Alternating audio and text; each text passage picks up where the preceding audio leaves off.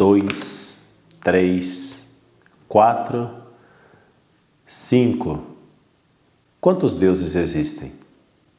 Bom, Xenófanes disse que só existe um. Certamente.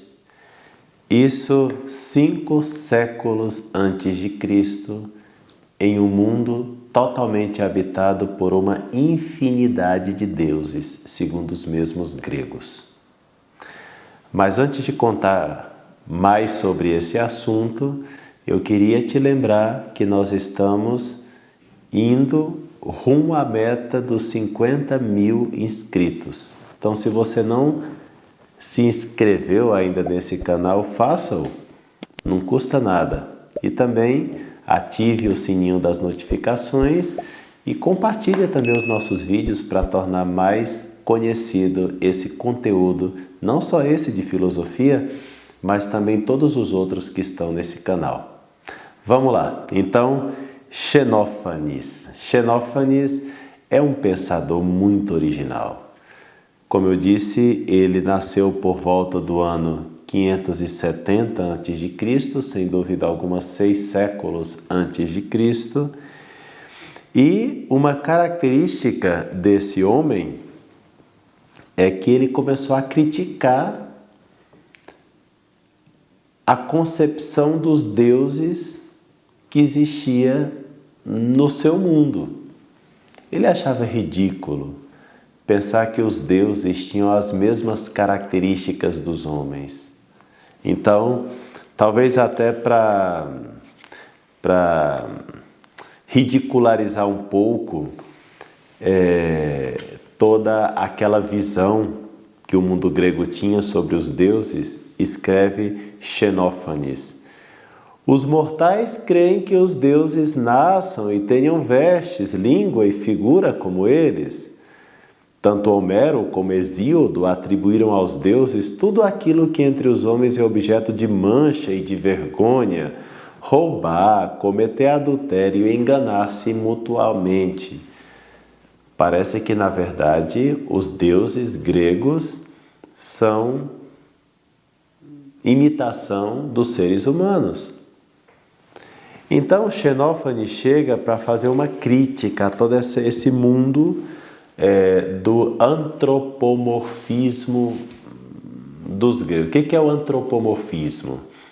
Anthropos significa homem, morfismo vem de morfê, que significa forma. É apresentar Deus em forma humana, antropomorfismo. Forma humana aplicada a Deus. Então Xenófanes acha que isso é muito ridículo e não deveria se fazer isso. Então ele vai criticando cada vez mais essa posição teísta da sociedade da sua época, de tal maneira que até parece que ele, com a sua maneira de pensar, está se revoltando contra os deuses sem mais. Na verdade, Xenófanes ele vai dizer que o um é Deus. O um é Deus. Um só é Deus, sumo entre os deuses e os homens, nem por figura semelhante aos mortais, nem por pensamento.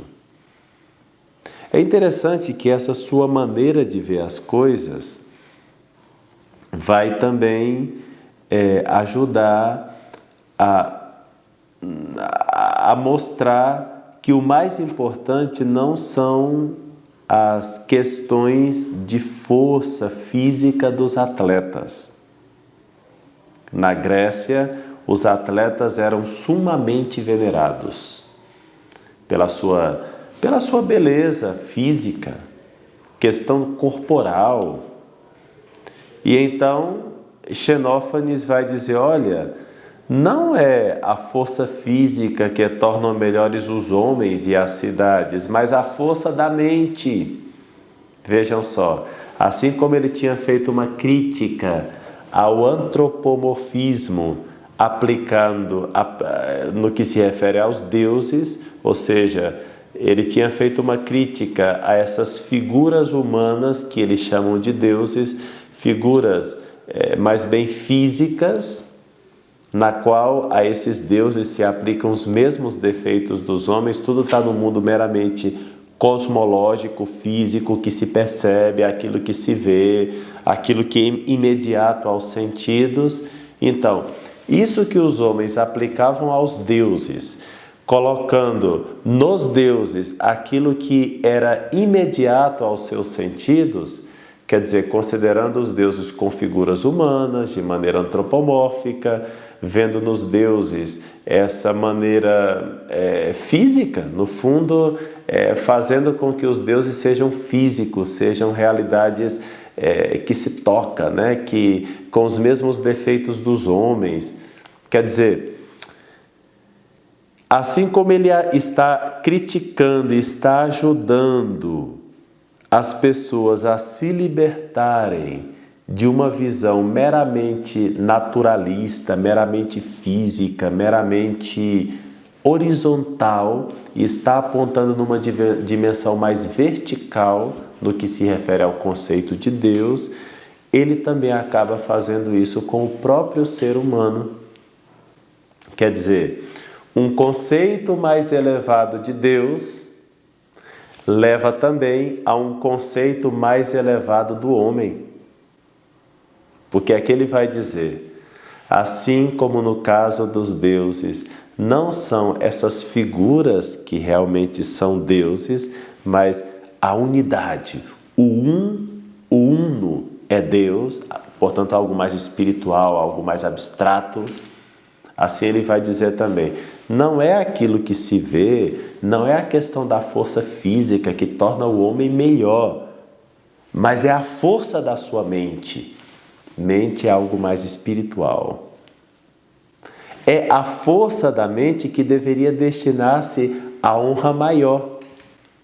Vejam só, um conceito mais elevado de Deus leva consigo um conceito mais elevado do ser humano. Será que a gente pode dizer essa frase ao contrário? Eu penso que sim.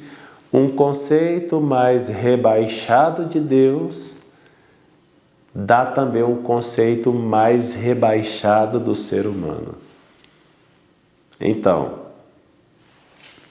é preciso ver as coisas de maneira um pouco mais elevada, seja no que se refere ao conceito Deus, seja no que se refere ao conceito homem. Dom Manuel Pestana, que foi o segundo bispo da Diocese de Anápolis, em Goiás, ele era um santo homem e, ao mesmo tempo, um grande erudito, uma biblioteca gigantesca, muitíssimos títulos, lia muito e rezava muito também. Dom Manuel gostava muito de uma frase, e ele repetia muito essa frase: um homem que se eleva, eleva o mundo consigo. Um homem que se eleva, eleva o mundo consigo. Um Xenófanes que se eleva e que eleva o conceito de Deus, eleva o conceito de homem, ele está elevando a própria filosofia também. Agora nós estamos entrando na chamada filosofia do ser. Nós estávamos aí na filosofia do mundo e dos números, na cosmologia, e agora nós estamos passando pouco a pouco para a metafísica. Um homem que se eleva, eleva o mundo consigo. Pessoal, para isso é preciso fazer uma crítica. É muito típico da filosofia fazer crítica, fazer discernimento. A palavra crítica significa discernimento, né? Fazer uma crítica da própria vida, analisar a própria vida, ver as coisas numa ótica de discernimento, de saber entender o que são qualidades na nossa vida e chamar com o nome de qualidades, mas também saber quais são os defeitos na nossa vida e dar nome aos bois. E chamar a preguiça de preguiça, a inveja de inveja. Se a gente não faz uma crítica, não se eleva. Sabe como é que se chama a crítica no cristianismo, ou a autocrítica no cristianismo? Exame de consciência. O exame de consciência é uma autocrítica. É uma autocrítica. Xenófanes faz uma crítica dos deuses. Parece uma coisa ateia, né? Não, porque a crítica dele é uma crítica de discernimento e chega a um conceito mais elevado de Deus. O uno é Deus. Nada a ver com essas figuras que vocês estão dizendo aí, que vocês atribuem até o roubo e o adultério aos deuses. Isso é um absurdo. Um só é Deus, sumo entre os deuses e os homens, nem por figura semelhante aos mortais, nem por pensamento. Quer dizer, o cara fez uma crítica a todos os deuses da Grécia, em vez de ficar ateu, não, ele não fica ateu. Pelo contrário, ele fala, isso que vocês estão apresentando como deuses, não são deuses. E ele diz de maneira claríssima, um só é Deus. Está chegando ao conceito monoteísta. Através da crítica. Está chegando a algo elevadíssimo. É importante. Na filosofia a gente trabalha muito com a crítica, com o discernimento. Faça autocríticas. Nós, os cristãos, chamamos isso de exame de consciências e fazemos, eu pelo menos faço todas as noites, uma autocrítica, o meu exame de consciência. Vejam só como aqui realmente é filosofia para todos, não é? Porque é filosofia e vida. Tem muito a ver com a nossa vida tudo isso. E é impressionante como Xenófanes, através da sua crítica aos deuses, chega a um conceito mais elevado de Deus. E chegando a um conceito mais elevado de Deus, chega a um conceito mais elevado sobre o ser humano. E isso é muito importante também na sociedade atual, sabe? Eu às vezes penso que o retorno à Grécia Antiga tem acontecido em certo sentido. Só que a essa visão anterior a Xenófanes. A Grécia Antiga que nós temos hoje é um retorno à natureza, à conservação da natureza, à beleza dos corpos. Em quase toda esquina tem uma academia, ultimamente. O pessoal valoriza muito essa questão. Tá bem, mas pode ser melhor.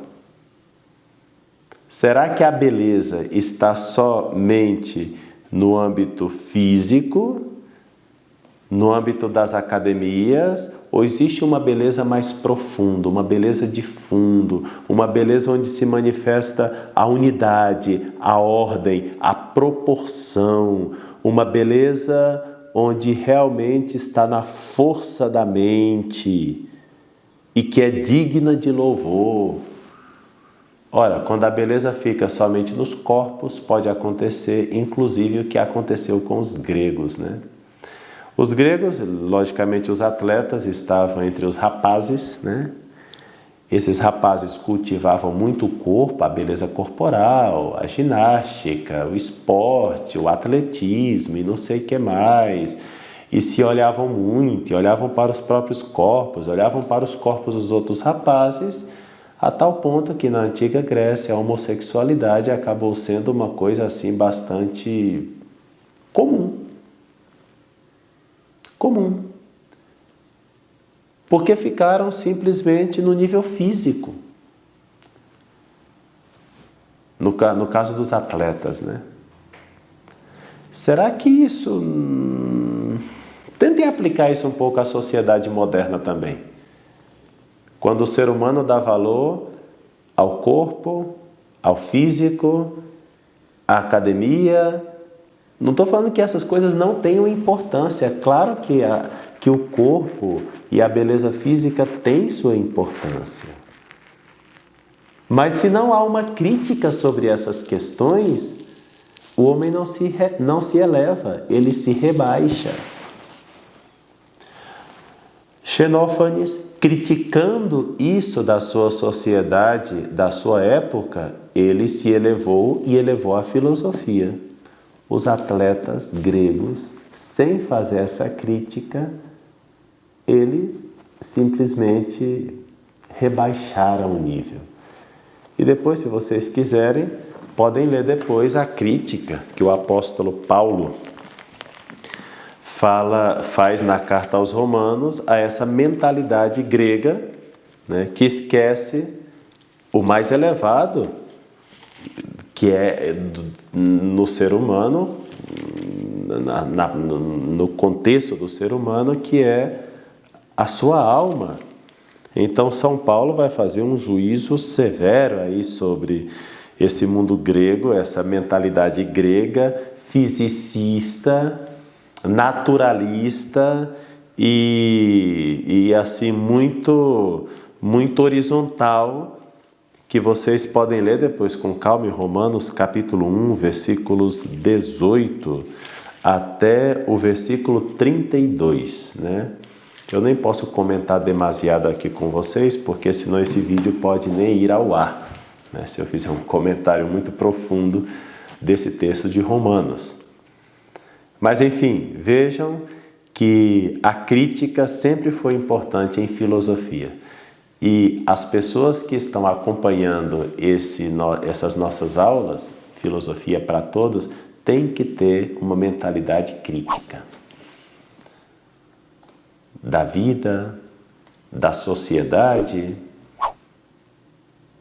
daquilo que faz. Porque se não tiver essa mentalidade crítica, não chega a realidades melhores, a conceitos melhores.